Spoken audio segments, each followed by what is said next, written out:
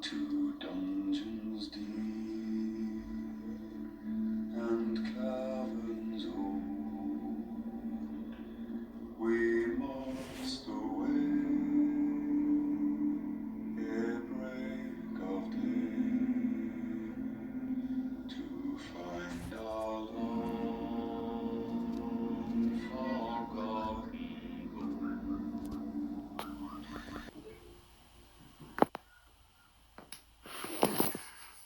Born a beast of burden, of which no man should bear, deep inside the fortress echoes, this creature made its lair. Its hoard forged in fire, blood, its reputation built on fear. Many trader and speculator seeking fortunes came to challenge, never to reappear. Some thought they were fast enough to front run its deadly blow, until they see its rage take stage, and its throat begin to glow. Not a clue, not a hope of anywhere to go. As they stare into a hopeless face, I would give credit where it due, but they all froze in place, not knowing what to do. Gone without a trace is what would then ensue. Similar to Pompeii, statues made of ashes, scattered across the earth as the wind passes.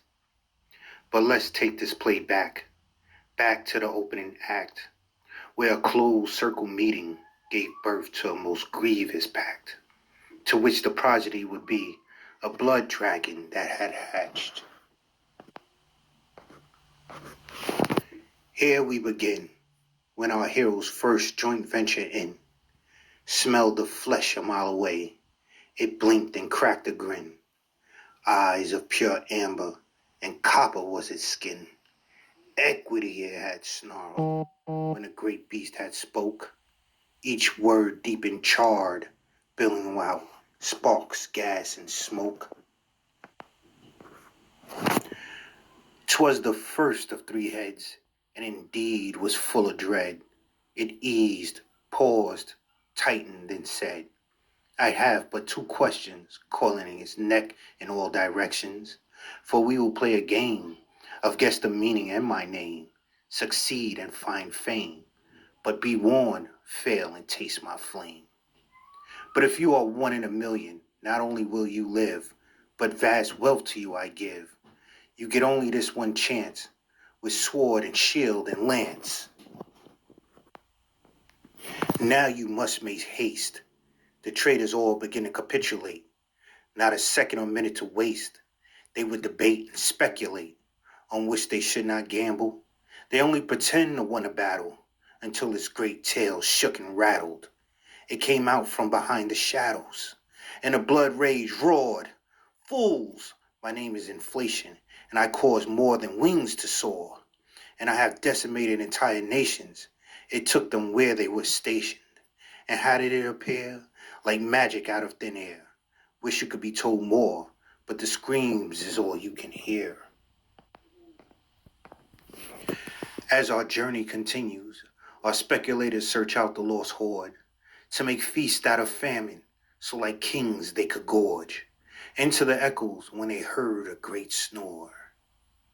Stumbled upon a sleeping dragon surrounded by treasure and bones, and a long dead tyrant king usurped from his throne. One by one each entered by firelight alone, briefcases in hand and a list full of demands. They sent in the very best economic hitman to confront the great dragon with little hesitation, shouting, I came to slay you, beast. Today you fall, Leviathan, with self-righteous indignation. The dragon laughed, caused an avalanche. Interloper, don't you know my name's inclusion? I'm mystified by confusion when I use illusion. If you will not join those who serve, then you will be another hors d'oeuvre.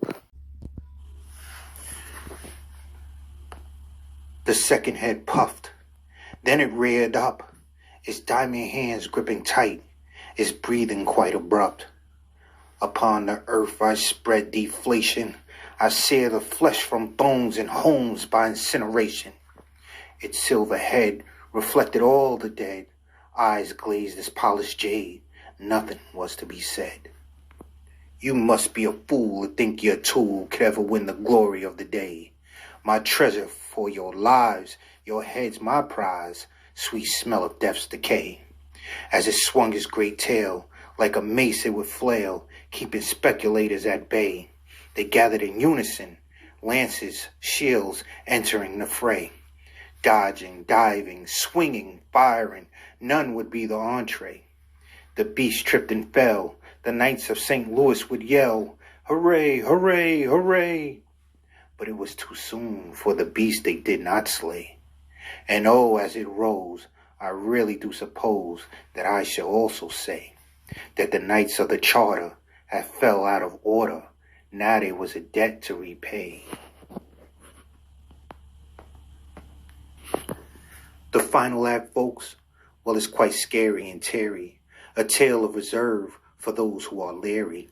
No other hope, just one final Hail Mary. The townsfolk rose up, truly abrupt, with understanding and clarity, to overtake the echoes from the wicked wizard, whose heart and whose mind as cold as a blizzard, and his pet blood dragon. It was really quite maddening, pitchfork and tarred torch, the theme of the gathering. At the base of the fort, the crowd scream and shout. No more they would take, they wanted them out. The last and most terrible head had said, "Master, I will see what this noise is about. I'll eat their young and scorch each house, from east to west, from north to south." Its golden reflection could be seen in the dark, eyes black as onyx, and neck on an arch. Its massive wings well defined, glimmer like stained glass. Its shadow loomed over the city as through the sky it passed. It swooped, rolled, dived, and let out a fiery blast, the shock and horror on her face as it turned to ash. It landed on some. They were instantly smashed. The bonds family shared were reduced to half. The wizard eyes lit up in a trance of deep and twisted elation as he spoke in tongues and cast a spell of perpetual hyperstagflation. The trees had died, the rivers had dried, bottlenecked and stopped. The young had starved, the old had froze when the supply chain shocked. Came one strong from out of the weak, at the break of dawn scaled the tower's peak, saying the blood dragon diversity is the head I seek. Way too long we let its havoc wreak. Yes, to overthrow you, a spectacular feat. The man from Mount Contrarian had readied his feet with zigzag movements that caught the creature off guard. Did something that would be told in tales by bards, pure of heart and mind real calm. He chose a shot true and steadied his arm and let the javelin fly, a bullseye from his palm. The creature had cried, his heart now torn. The alchemist grew scared from the tower watching on as it retched in pain, then his life was gone. With the snap of a finger, poof, the alchemist changed form from a man to something that resembled a black swan.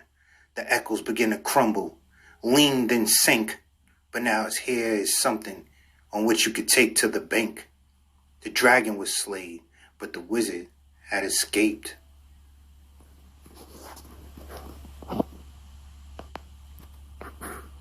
And this was called DIE, Diversity, Inclusion, and Equity.